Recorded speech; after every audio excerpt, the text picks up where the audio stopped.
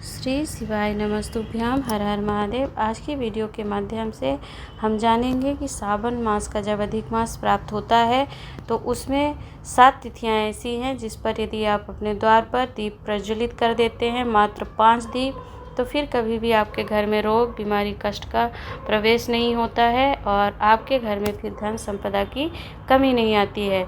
तो आपको कैसे करना है, इन 7 तिथियों पर 5 दीप प्रज्वलित कैसे करना है, ये सारी जानकारी जानने के लिए आप वीडियो को अंत तक जरूर सुनिएगा, देखिएगा। चैनल पर पहली बार आए हैं तो सब्सक्राइब अवश्य करिएगा।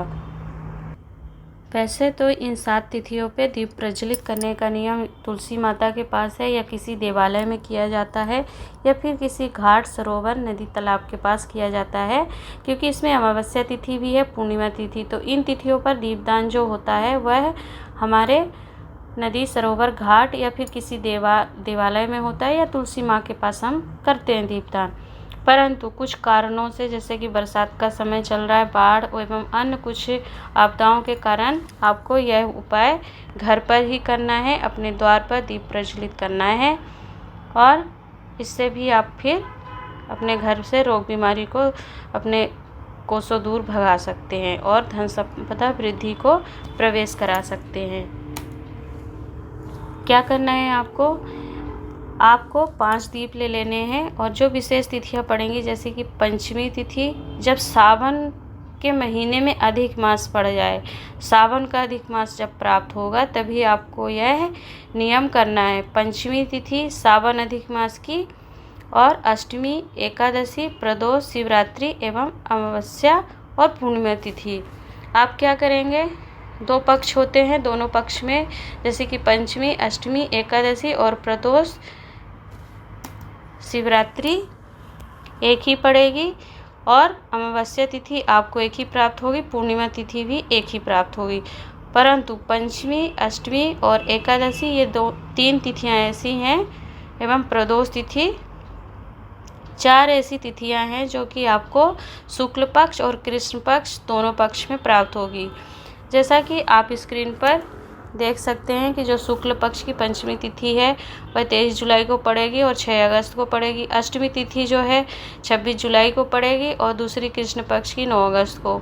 एकादशी तिथि दोनों पक्ष की जो है 29 जुलाई एवं एक कृष्ण पक्ष की 12 अगस्त को।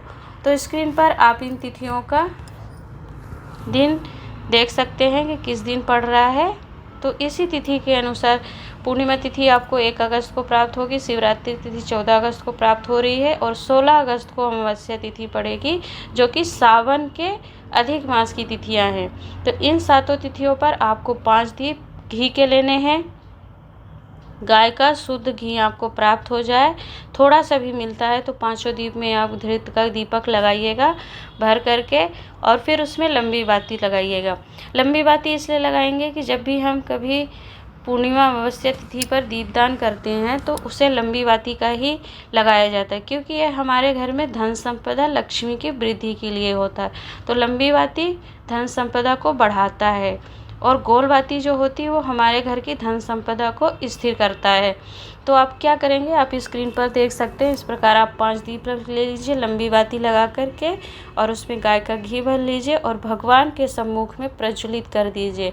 प्रज्वलित करके आपको कामना कर लेनी है कि हमारे घर में किसी भी प्रकार का कोई रोग, कष्ट, बीमारी, तकलीफ प्रवेश ना हो और हमारे घर में धन संपदा वृद्धि बनी रहे, जिससे हम ईश्वर की भक्ति में लगे रहें। ऐसी आप प्रार्थना कर लीजिए और फिर इन 5 दीपों को भगवान के सम्मुख में जला करके अपने घर के द्वार पर आप जाएंगे और द्वार पर फिर आप 5 दीपक को जला देंगे।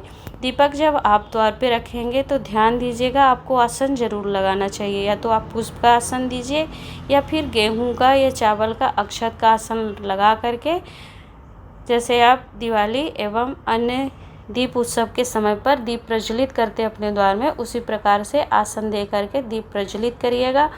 बाती का मुख आपको अपने घर की ओर करके रखना है, क्योंकि भगवान के प्रवेश के लिए हम अपने घर को प्रकाशित कर रहे हैं। तो जिस मार्ग से, जिस द्वार से भगवान का प्रवेश होगा उस द्वार में आपको दीप कि बाती का मुख करके अपने घर की ओर रखना है। सीधे हाथ की तरफ बाती रख दीजिए, दीपक को रख करके सीधे हाथ की तरफ, और बाती का मुख जो है अपने घर की ओर करेंगे, जिससे आपके घर में भगवान जब प्रवेश करें तो उन्हें प्रकाश प्राप्त हो और उन्हें मार्ग प्रशस्त हो, जिससे भगवान आपके घर में प्रवेश करें। तो इस प्रकार आप द्वार पर अपने दीपक जला दीजिए। यदि इन 7 तिथियों पर 2 पक्ष में पड़ेंगी जो तिथियां, तो यदि एक पक्ष की किसी कारण से आपकी छूट जाती है तो आप दूसरे पक्ष में कर लीजिएगा।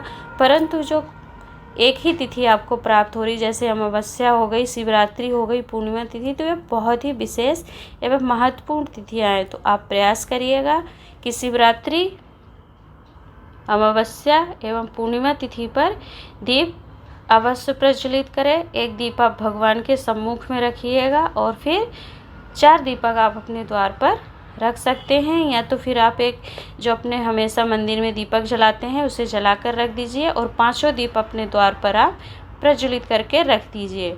यह 5 दीप आपके जीवन को प्रकाशित करेंगे और आपके घर में रोग बीमारी कष्ट को अपने प्रकाश से जला करके ख़त्म करेंगे, नष्ट करेंगे, और आपके घर में धन संपदा की वृद्धि करेंगे। तो पूज्य गुरु जी ने श्री तपस्वी महापुराण कथा में इन 7 तिथियों का वर्णन किया है कि सप्त तिथि पर पंचदीप यदि आप प्रज्वलित कर लेते हैं तो फिर आपके घर में धन संपदा तो बनती है, कभी कमी नहीं आती है, साथ ही साथ आपके घर से रोग बीमारी दुख कष्ट भी समाप्त होते हैं। 5 दीप 7 तिथियों पर प्रज्वलित करने का नियम है कि जब सावन मास में ही अधिक मास पड़े, उसी अधिक मास में फिर आप इस उपाय को करेंगे, दीप प्रज्वलित करने का नियम लेंगे।